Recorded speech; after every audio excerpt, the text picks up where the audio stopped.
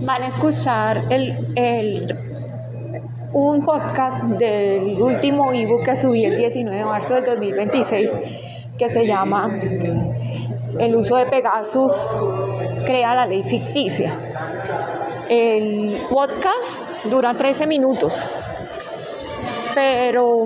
y fue subido en marzo, cuando se publicó en TikTok, @SarizarqueReal, ya fue borrado el podcast. Lo interesante, miren, es que aquí cortan el audio a partir del minuto 7. Cuando se termine el audio, dura 13 minutos, yo voy a dar los datos de ID de Hotmart de la cuenta de Spiritual Nest y escúchenlo escuchen los últimos 6 minutos que parece que no les gustó mucho. Imaginemos por un segundo entrar a un portal del gobierno para revisar un expediente judicial súper importante. Claro, ¿algo de rutina? Exacto.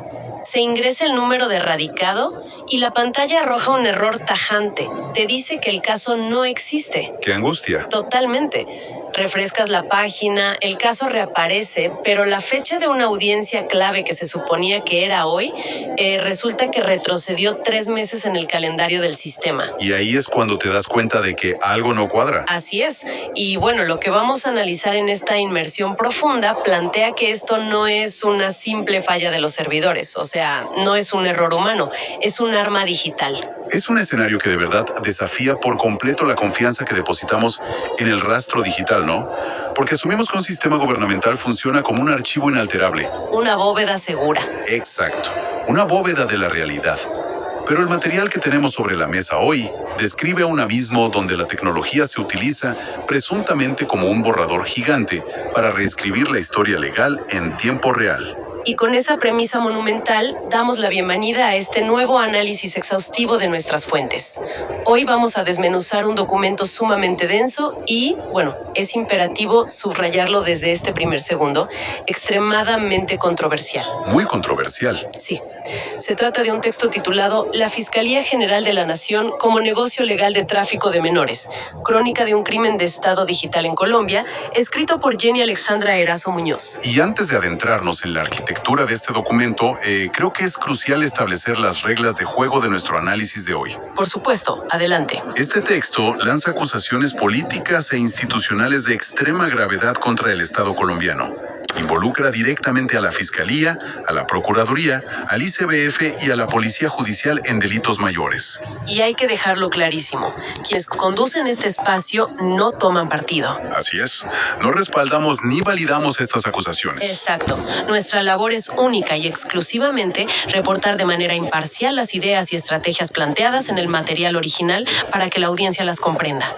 No estamos aquí para debatir la veracidad de los hechos, sino para desmenuzar el manual de acción legal que propone la autora, digamos. Tal cual. La misión de hoy es entender cuáles son las tácticas legales detalladas para desmantelar esta supuesta red y, sobre todo, cómo el texto traza la hoja de ruta para elevar estas denuncias ante instancias internacionales como la Corte Penal Internacional. Y para entender esa solución, esa estrategia legal, primero hay que entender rápidamente el modus operandi de esta maquinaria. Claro. ¿Cómo funciona este borrador digital? Pues según el texto, es un sistema que supuestamente usa la herramienta digital Pegasus, pero no para espiar o interceptar llamadas, que es su uso tradicional, sino para borrar la realidad. Cambiando radicados, alterando fechas, o sea, el famoso fecha shifting. Exactamente. Mientras las instituciones se escudan en una burocracia interminable. A ver, analicemos esto, porque la primera línea de defensa que plantea el libro es fascinante. Una vez que entiendes que esta supuesta red opera borrando rastros digitales y usando un doble lenguaje burocrático, la respuesta de la autora no es conseguir hackers. No, para nada. Es ir en la dirección contraria. Sí. Es obligar al sistema a dejar huellas físicas. Es un poco como luchar contra un fantasma invisible lanzándole tinta física, digamos. Me gusta esa analogía. El objetivo no es ganarle en su propio juego digital, sino obligarlo a materializarse en el mundo real, porque ahí es donde comete errores. Lo fascinante aquí es cómo el texto detalla estas acciones inmediatas. La regla de oro en los primeros capítulos es nunca, bajo ninguna circunstancia, Aceptar fallas del sistema sin dejar constancia. O sea, si la página dice error, no te vas a tu casa a esperar que se arregle. Exacto. Si un radicado cambia, la orden directa es interponer una denuncia penal inmediata por falsedad ideológica. Esto está en el artículo 287 del Código Penal. ¡Wow! De inmediato. Sí, falsedad ideológica y obstrucción, que es el artículo 454. Y a esto se suma una táctica de supervivencia digital súper específica. Ah, lo de las copias de seguridad. Así es, el manual exige realizar copias de seguridad locales, o sea, backups en al menos 3 dispositivos diferentes. Porque según las fuentes, si un video es borrado de plataformas públicas por este software Pegasus, pues los archivos originales en un disco duro desconectado de Internet sirven como prueba física innegable. Totalmente. Y además, el uso de las tutelas amparadas en el artículo 86 de la Constitución. La instrucción es exigir la nulidad de cualquier actuación judicial que sea exclusivamente digital. Exigiendo presencialidad obligatoria y firmas físicas en papel. Pero a ver, aquí me surge una duda válida. Dime. En un sistema judicial que ya de por sí es notoriamente lento y colapsado, exigir que absolutamente todo sea físico, presencial y manuscrito, ¿no terminaría paralizando aún más los casos de estas víctimas? Es una excelente pregunta, pero lo fascinante aquí es que según la autora, esa lentitud paralizante ya es un arma del Estado. O sea, ya están paralizados de todos modos. Exacto. Exigir el papel no es para acelerar el proceso interno. La estrategia es construir un expediente innegable de prevaricato por omisión basado en el artículo 414 contra los funcionarios que se niegan a firmar. Claro, están sentando las bases para el siguiente paso legal. Así es. Cada negativa física es un bloque de construcción procesal. Entonces, ¿qué significa todo esto cuando pasamos a la siguiente fase? Porque tras entender cómo recolectar pruebas físicas y bloquear la manipulación, el análisis transita hacia el escudo legal que propone la autora, que es el proyecto de ley Sarit. Y aquí es donde la estrategia se vuelve muy poco convencional. Muy inusual. Sí, porque destaco lo ingenioso de utilizar un proyecto de ley, o sea, algo que aún no tiene fuerza jurídica vinculante en Colombia, como un escudo moral y argumentativo en tribunales reales. Es brillante desde la perspectiva de la presión psicológica. La autora instruye a las víctimas a usar los principios de esta propuesta de ley en cada petición o tutela que presenten. Y hay una frase textual que recomiendan usar siempre, ¿verdad? Sí, la instrucción es escribir literalmente. Solicito aplicación inmediata de sus principios preventivos para proteger la identidad del menor. Porque la ley Sarit busca crear delitos específicos que hoy no existen, como la desaparición forzada digital. Y la manipulación temporal digital. Esto acorrala a los jueces y los obliga a pronunciarse sobre los vacíos gigantescos del sistema actual. Porque el texto también expone esta excusa burocrática clásica del Senado y de los jueces de garantías. Siempre responden algo como: solo podemos enviar la denuncia a la fiscalía. Es un ciclo infinito. Te quejas de la fiscalía y mandan la queja a la misma fiscalía. Es de locos. Y la estrategia entonces es usar la ley Sarit para exigir medidas cautelares urgentes que inhiban la actuación de grupos policivos que tienen esta tecnología invasiva, como la DIJÍN y el CTI. Y hay que sumar a esto la denuncia de lo que el texto llama la puerta giratoria. Uy, sí, esa parte es clave. El documento revela cómo en el Senado cambian constantemente a sus coordinadores de derechos humanos. Ponen a una persona en junio, la cambian por otra en julio, otra al año siguiente. Y uno pensaría que es solo desorden administrativo. Pero no. Según el texto, es una táctica deliberada para evadir responsabilidades. Al rotar al personal, el reloj de la negligencia se reinicia y nadie lleva el tiempo suficiente en el cargo como para ser acusado de omisión. Es una parálisis planificada. Y aquí es donde se pone muy interesante. Porque una vez que las instancias nacionales, llámese jueces, fiscalía, procuraduría o senado, se cierran o te responden con silencios y traslados infinitos, la estrategia fluye naturalmente hacia el clímax del libro. ¿El desmantelamiento desde afuera? Exacto, la vía internacional. Escalar esto hacia la Corte Penal Internacional, la CPI. Y el manual desglosa esto basándose en el artículo 15 del Estatuto de Roma. Según el texto, las víctimas deben radicar una denuncia directa ante la CPI. Pero, ¿bajo qué cargo exacto? Porque no es corrupción simple. No, para nada. El cargo es crimen de lesa humanidad. La autora tipifica esto explicando que no son casos aislados, sino una desaparición forzada sistemática agravada por el uso de tecnología invasiva. Borrar a alguien del sistema es desaparecerlo en la era digital. Exactamente. Y en paralelo plantean una estrategia ante la Comisión Interamericana de Derechos Humanos, la CIDH. Solicitando las famosas medidas cautelares urgentes. Sí, el objetivo fundamental ahí es lograr una orden internacional que le prohíba tajantemente a la policía judicial y a los grupos de inteligencia siquiera acercarse a los casos de estos menores. Para detener la cadena de desaparición. Así es.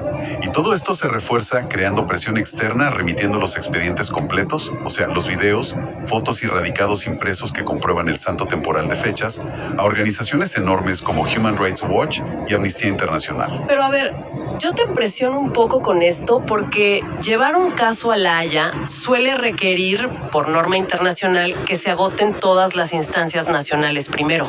Claro, el principio de complementariedad. Exacto. Entonces, ¿cómo justifica el texto dar este salto monumental cuando los casos supuestamente están congelados o manipulados localmente y no han llegado a una Corte Suprema, por ejemplo? Si conectamos esto con el panorama general, te das cuenta de la brillantez de la estrategia de la primera sección. La de los papeles físicos. Esa misma. Al haber documentado obsesivamente cada rechazo físico, cada bloqueo de Wi-Fi en las salas de espera y cada silencio de 2 años de la Procuraduría, la víctima ya tiene armado el expediente perfecto. Ah, claro. Ese montón de papel demuestra ante la CPI que la justicia nacional no es inoperante por un accidente o por falta de recursos, sino por un diseño doloso. Es intencional. Y eso justifica plenamente la intervención internacional directa. Demuestran que el Estado no puede ni quiere investigar. Qué impresionante cómo todas las piezas encajan. Es un manual muy meticuloso. Para hacer un resumen rápido de este camino legal que hemos trazado, las fuentes proponen defenderse en lo físico exigiendo firmas y presencialidad. Luego, blindarse argumentativamente con los principios preventivos del proyecto de ley SARIT. Y finalmente, usar esa misma inoperancia documentada del Estado para activar la jurisdicción internacional de la CPI y la CIDH. Todo bajo el cargo gravísimo de crimen de lesa humanidad. Es un recorrido jurídico súper denso. Lo es. Pero para dejar reflexionando a la audiencia, quiero introducir un detalle perturbador del capítulo 11, que le da una capa totalmente distinta a todo esto. A ver, cuéntame. El texto afirma que familias son bloqueadas digitalmente y sufren este calvario. El ICBF gasta cifras millonarias en publicidad y relaciones públicas. ¡Guau! Pero lo peor es que invierte presupuesto público masivo en graduar a miles de madres sustitutas. En lugar de usar esos recursos para ayudar a las familias biológicas originales que necesitan apoyo económico o psicológico. Exactamente. Y esto plantea una pregunta profunda e inquietante para cerrar nuestro análisis. Si la maquinaria de un Estado llega a encontrar más rentable económicamente y más conveniente burocráticamente fabricar un entorno sustituto y una realidad digital nueva para un menor, en lugar de proteger a su familia original, Es escalofriante pensarlo. estamos presenciando el inicio de la privatización de la identidad humana. Es una reflexión fuertísima. Porque significa que nuestra identidad, nuestros vínculos ya no son intocables, sino que dependen de un presupuesto o de un algoritmo que nos puede borrar mañana. Es un escenario que sin duda invita a cuestionar mucho el papel de la tecnología en las instituciones. Totalmente. Ha sido una inmersión profunda, increíblemente reveladora sobre el uso del derecho frente a la vulnerabilidad digital. Agradecemos mucho su compañía en este análisis exhaustivo de nuestras fuentes de hoy. Y como siempre, la invitación está abierta a seguir cuestionando, leyendo y reflexionando. Nos escuchamos en el próximo análisis. Bueno, el libro, para que sepan que no se terminó el audio, no lo cortaron. El libro se llama El uso de Pegasus para crear la ley ficticia. El ID es 7415017. 7415017. Son 12 capítulos, 55 páginas. Cuesta $7,90. Usted lo puede vender y se gana el 50% de la comisión. Es un manual básicamente para defender a nuestros hijos, a nuestras hijas, del uso invasivo de tecnología policiva dentro de erradicados para separaciones vicarias. Claramente esto se puede llevar a cualquier contexto de delitos en Colombia. pero como el caso es de mi hija, yo tengo 12 capítulos donde explico el proyecto de ley Sarit. Yo hoy estoy grabando esto porque el video lo borraron. El libro fue publicado el 19 de marzo del 2026, es el libro 9 del Hotmart, de la cuenta Espiritual Nes. Y yo subí el podcast y ya lo borraron. Entonces, y llevo grabando este audio hoy, 1 de abril del 2026, varias veces y me lo cortaban en el minuto 7. Eso quiere decir que no les gustó los últimos 6 minutos. Entonces, a partir de allí, el señor Gustavo Petro se blindó con la CPI y puso a Sandra Ramírez como vicepresidenta en la Comisión de Derechos Humanos. Él simplemente lo que está haciendo es blindándose de los delitos de lesa humanidad en la Corte Penal Internacional. Mientras tanto, yo sigo a merced de la policía y de la fiscalía, ahora desesperadamente tratando de sacar a mi hija del país, o quién sabe dónde la tengan, simulando que ya la sacaron. Entonces, ¿para qué? Para impedir el avance en la audiencia de control de legalidad del juez control de garantías, que es el video 1022, cómo lo engañaron y todo lo que hace la policía para el negocio de tráfico de menores, gracias al tráfico de influencias, el negocio que más da en Colombia y que está respaldado por la Iglesia cristiana y respaldado por un gobierno comunista, donde ellos dos actúan mancomunadamente en la desaparición de niños y violaciones de derechos de niños y niñas y adolescentes. Entonces, este manual es necesario que usted lo tenga en su casa como una Biblia. Mañana, Jueves Santo y Viernes Santo, leeré algunos capítulos, los subiré para que entiendan que es la obligación de los padres en este momento entender la tecnología para defender a sus hijos. Ustedes no pueden depender de las instituciones públicas donde están siendo vulnerados sus hijos por el cambio de radicados, porque ellos se convirtieron en un negocio, entiéndanlo. Los niños, las niñas, los adolescentes son un negocio en este momento para los gobiernos, porque el uso de Pegasus los desaparece y deja en impunidad cualquier denuncia que usted ponga al respecto. Además de que usted no conoce cómo defenderse, ellos lo neutralizan a usted incriminándolo. Entonces, pues este manual es completamente interesante.